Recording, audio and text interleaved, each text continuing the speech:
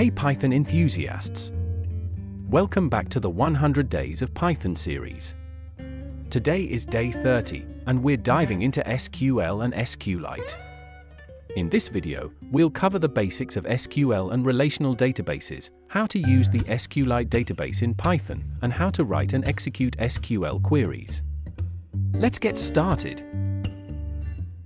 SQL, or Structured Query Language, is the standard language for managing and manipulating relational databases.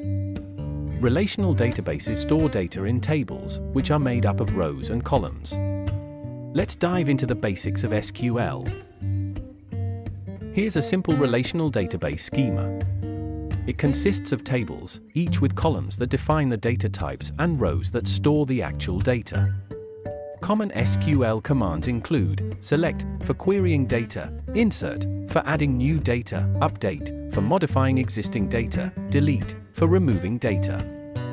SQLite is a lightweight, disk-based database that doesn't require a separate server process.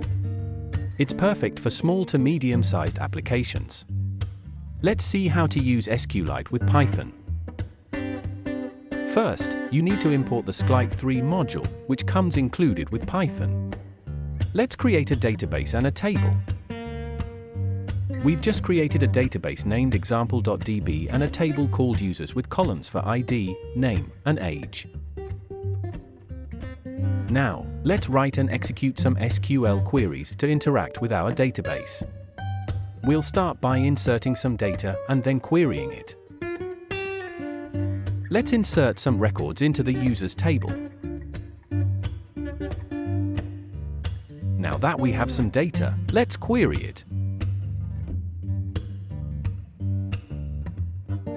You can also update and delete records using SQL.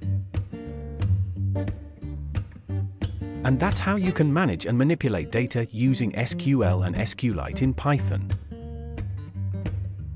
And that's a wrap for day 30 of our 100 Days of Python series. Today, we explored the basics of SQL and relational databases, how to use SQLite in Python, and how to write and execute SQL queries. If you found this video helpful, don't forget to hit the like button, subscribe, and ring that bell for more awesome Python content. See you tomorrow for day 31. Keep coding and happy learning.